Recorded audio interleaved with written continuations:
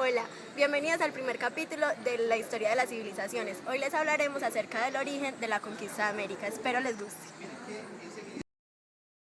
Entonces Cristóbal Colón llega a América, llega por las islas y por el estrecho. Si usted llega por las islas, por el Caribe y por el estrecho de Panamá, le queda muy difícil imaginarse que al norte existe un bloque terráqueo gigantesco, lo que hoy es Estados Unidos y Canadá, y que al sur va a existir un bloque gigantesco, que es lo que es la América del Sur. Entonces se demoran un montón en entender eso. Pensaron que habían llegado a la India, por eso se llaman indios. Pensaron que habían llegado a Catayas y Pango, pensaron que habían llegado a diferentes lugares. Pero descubren un mundo con unas civilizaciones absolutamente impresionantes. El mundo mexicano llevaba siglos de formación a partir de la raíz de los toltecas. Ellos habían creado capas y capas de civilización que desplazaban los centros de poder hacia Tikal, hacia México, hacia lo que era la gran Tenochtitlán. Tenochtitlán llegó a tener 1 millón de habitantes. Tenochtitlán era una ciudad prodigiosa, los reinos de Teotihuacán, toda la cosmovisión de ellos, el mundo de sus calendarios, su matemática, todo. Van a descubrir un mundo impresionante tanto en Mesoamérica como en el mundo inca, que por el sistema de postas era capaz de comunicarse en 24 horas entre lo que hoy es Lima y Santiago de Chile. Por las postas que tenían su numeración, que tenían los quipus, descubren unas civilizaciones muy poderosas y entran en contacto con lo que desde entonces se llama el Nuevo Mundo. Una vez más, se llama el Nuevo Mundo para los europeos, porque nosotros llevamos miles de años existiendo. Se llama así desde la mirada de los europeos. Entonces, como los europeos empiezan a escribir la historia, las cosas se llaman como ellos las ven. Entonces, el mundo de ellos era el viejo mundo y este es el nuevo mundo. Entonces, entran en contacto con esta civilización, pero como España tiene un proyecto cristiano, y es precisamente el catolicismo lo que les da a ellos la fuerza de unidad, la evangelización se vuelve un proyecto capital de los españoles. Así que el mundo indígena, el mundo original de los incas, de los mayas, de los aztecas, de toda esta gran tierra hasta los patagones, pasando por los taironas, todo ese mundo va a ser cristianizado a la fuerza. Y al cristianizarse, y al entrar en combate con los que poseían las armas de fuego y los arcabuces, y al entrar en contacto con la civilización española, la destruyen ese mundo y vamos a tener la hecatombe más grande que tengamos en la historia de nuestro continente, y ahí se destruye una parte fundamental de la memoria indígena de lo que nosotros fuimos, que en muchas ocasiones es muy difícil de rastrear hasta el momento.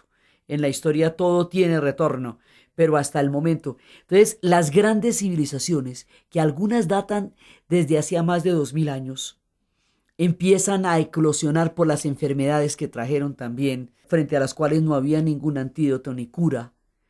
Colapsa nuestra gran civilización y España entra en control de un imperio colosal. Entonces, por un lado, la América, por el otro lado, el contacto con los Habsburgo a través de Juana la Loca, que va a ser la hija de Fernando e Isabel.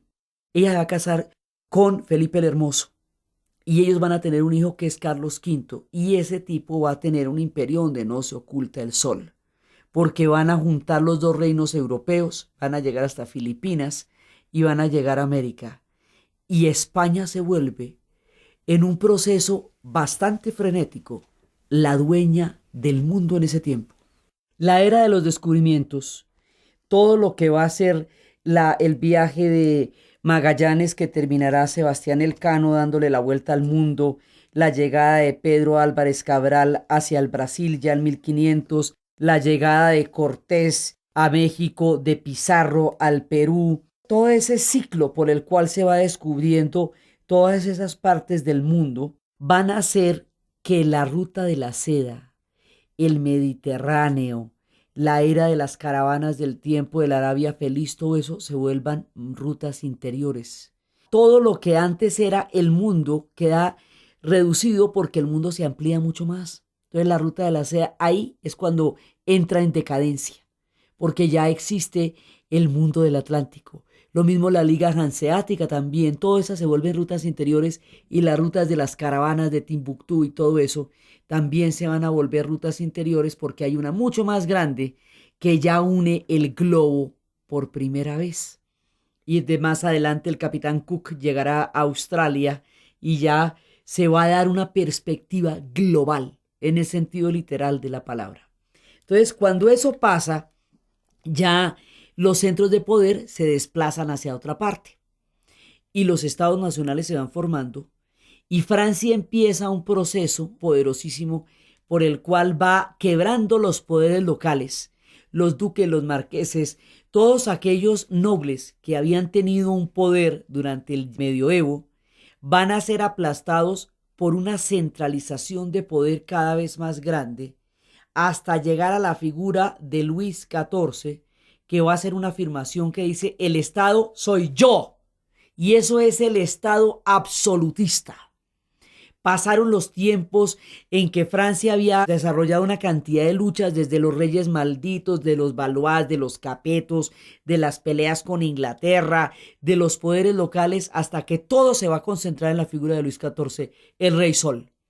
Y Francia entra en un proceso luminosísimo, porque el Rey Sol sabía rodearse de gente capaz. Entonces tenía como a Colbert como ministro de Finanzas.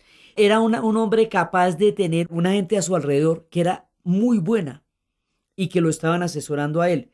Entonces él crea el absolutismo monárquico, por un lado. Entonces tenemos el fenómeno de los estados nacionales. Inglaterra también se va a constituir en un estado nacional, y la figura primero de Enrique VIII y más adelante de Isabel II, su hija, van a convertir a este país en un estado fuerte y posteriormente en un imperio enorme. Entonces, estos 4 países, Portugal, España, Francia e Inglaterra, son los primeros países que llamamos estados nacionales. Más adelante el mundo se va a convertir en estados nacionales. Ahora no hay sino 4 y el resto son reinos. Y eso es lo que está pasando en este lado de Europa. Bueno, hasta aquí nuestro primer capítulo. Nos vemos en una próxima ocasión aquí en la historia de las civilizaciones. ¡Chao!